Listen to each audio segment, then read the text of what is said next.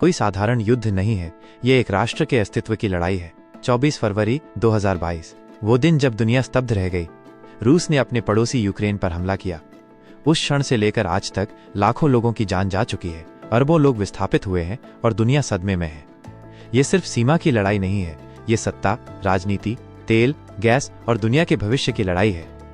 इतिहास और कारण। सोवियत संघ का पतन 1991। जब सोवियत संघ का पतन हुआ तो यूक्रेन एक स्वतंत्र देश बन गया, लेकिन रूस ने यूक्रेन को अपना मानने का एहसास कभी नहीं खोया।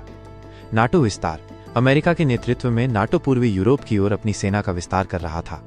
यूक्रेन ने भी नाटो में शामिल होने में रुचि दिखाई। यह पुतिन के लिए एक बड़ी चेतावनी थी। क्रीमिया 2014। रूस ने 2014 में क्रीमिया पर कब्जा कर लिया। यही अगले युद्ध की नींव थी। युद्ध की शुरुआत आक्रमण 2022। फरवरी 2022 सुबह के शुरुआती घंटों में रूसी मिसाइलों ने कीव, खार्किव और ओडेसा शहरों पर हमला किया। यूक्रेनी सेना ने तुरंत जवाब दिया। रूसी रणनीति। कीव पर कब्जा करने के लिए ब्लिट्जक्रेग शैली का हमला, पूर्वी डोंबास क्षेत्र पर पूर्ण आक्रमण, समुद्र के रास्ते काला सागर की नाकाबंदी। यूक्रेनी प्रतिक्रिया। छोटे ड्रोनों बारकटार TB2 द्वारा रूसी टैंकों को जला दिया गया।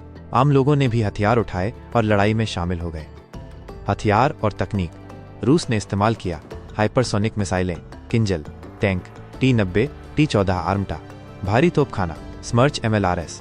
यूक्रेन ने इस्तेमाल किया ड्रोन बारकटार TB2 स्विचब्लेड, अमेरिकी HIMARS मिसाइल प्रणाली, वायु रक्षा पैट्रियट IRIS-T। युद्ध का नया सबक। ड्रोन तकनीक 21वीं सदी के युद्ध में नया खिलाड़ी है। वैश्विक प्रतिक्रियाएं। अमेरिका और यूरोप। भारी वित्तीय सहायता, हथियारों की आपूर्ति, रूस पर कड़े आर्थिक प्रतिबंध। चीन। पुतिन को राजनीतिक समर्थन, लेकिन कोई प्रत्यक्ष सैन्य सहायता नहीं। भारत। संतुलन की नीति। रूस से कम कीमतों पर तेल की खरीद, शांति वार्ता के लिए दबाव। मानवीय संकट। लाखों लोग शरणार्थी बन गए, हजारों नागरिक मारे गए। बिजली, पानी और भोजन की कमी, बच्चों के स्कूल और अस्पताल नष्ट हो गए। ये सिर्फ बंदूकों और मिसाइलों की कहानी नहीं है, ये एक मानवीय त्रासदी की कहानी है। भविष्य और निष्कर्ष। आज यूक्रेन रूस युद्ध किस दिशा में जाएगा ये कोई स्पष्ट नहीं है, लेकिन इतना तो तय है, दुनिया इसके प्रभावों को महसूस कर रही है। खाद्य पदार्थों की कीमतें, ईंधन की कीमतें, वैश्विक राजनीति, सब कुछ बदल रहा है। 21वीं सदी का नया शीत युद्ध शुरू हो चुका है। ये सिर्फ यूक्रेन रूस युद्ध नहीं है, ये मानवता के भविष्य की लड़ाई है।